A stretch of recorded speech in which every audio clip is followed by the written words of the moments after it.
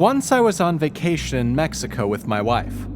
Now the wife's family lives on a town on the outskirts of the city, which they call a rancho, which translates to ranch in English.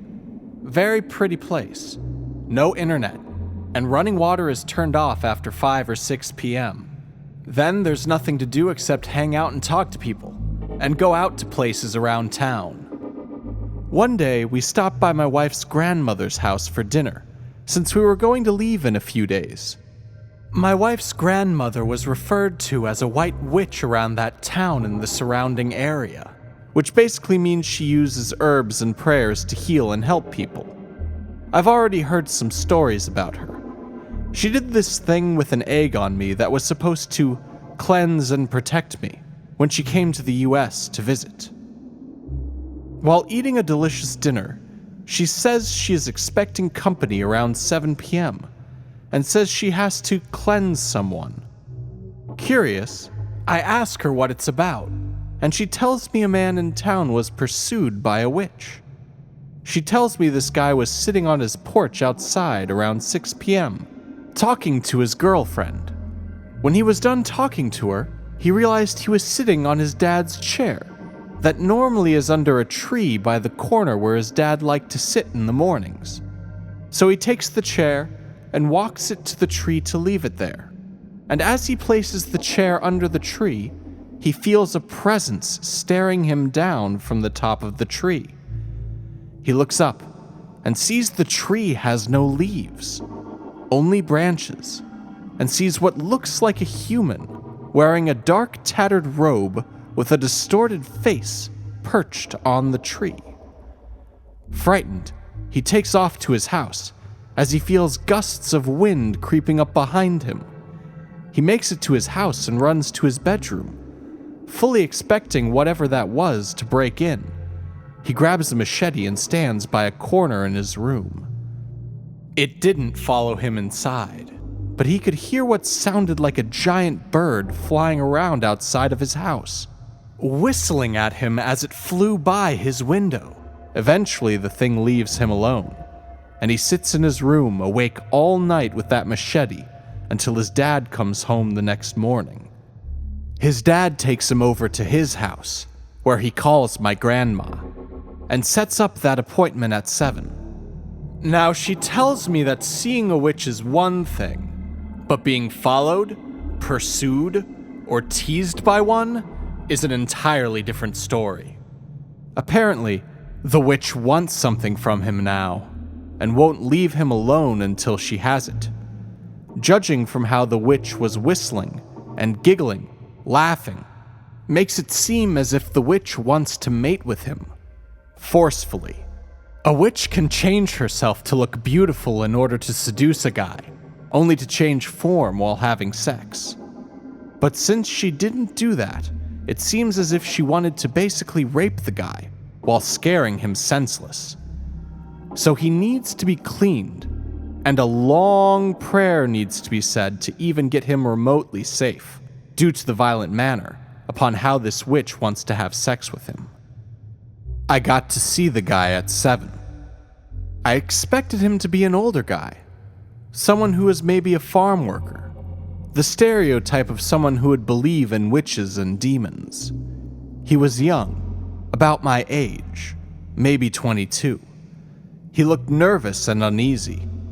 Of course, Grandma didn't tell him the severity of what it all meant, nor did she tell him what the witch probably wanted. But I got the feeling the guy somehow already knew. I wasn't allowed to join in on the meeting, but afterwards, I did hear her say that he shouldn't stay at his house and should sleep with family for a few days. The guy's face really got me. I've never seen someone so uneasy before, almost as if he knew he was going to die, and he didn't know what to do about it. You could tell he hadn't gotten any sleep, and that he probably wasn't going to for a while. Another time I was drinking at a house we were staying at with 2 of my brother-in-laws and one of their friends. We were just talking until one of them mentioned seeing a dark bird sitting on a low branch of a small tree staring down at him as he was walking home the other day. He said it while looking at the ground, and he said it in a serious tone. Everyone got a bit quiet. I didn't really understand what was so important about it, so I asked. Maybe I had misunderstood what he was saying. He said it was a bad omen. He said it could have been a witch or a bad spirit marking him. I didn't really believe in that stuff, so I asked more questions. In Mexico, seeing a dark bird was a bad thing, but having it be close to you and stare you down was even worse. So the guys told him to go to a good witch tomorrow to get cured, just in case. He agreed, and we kept drinking and having a good time. The day after that, we were supposed to hang out and butcher a pig together, but the friend who saw the bird never showed. One of the guys left to check on his house, and he wasn't there. Later on in the day, we learned that he was in the hospital, and he wasn't going to be back until tomorrow. When he finally got back, we went over to visit and see if he was okay.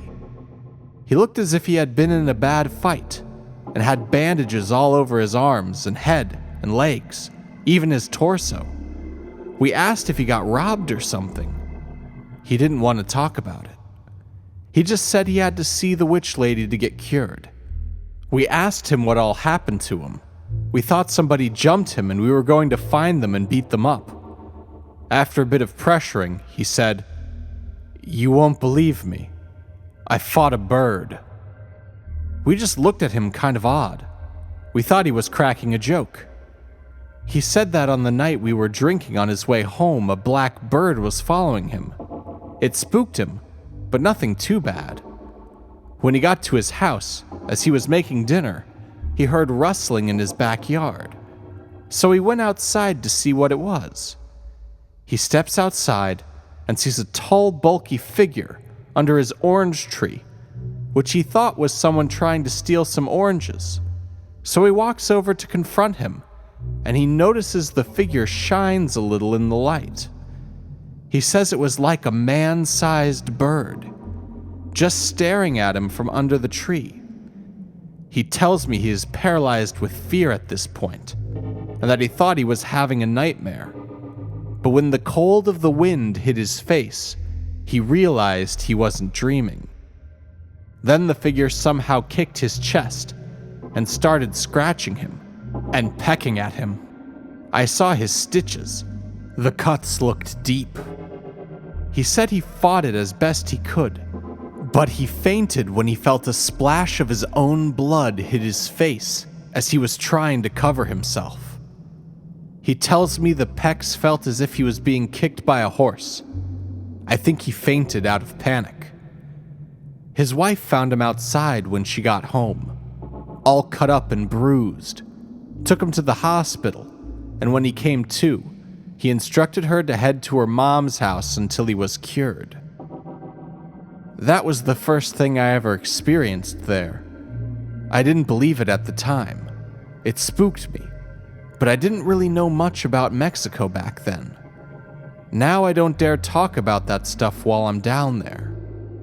It's always on the face. When someone says they experienced something, you really don't believe it until you look in their eyes and you see that helplessness inside.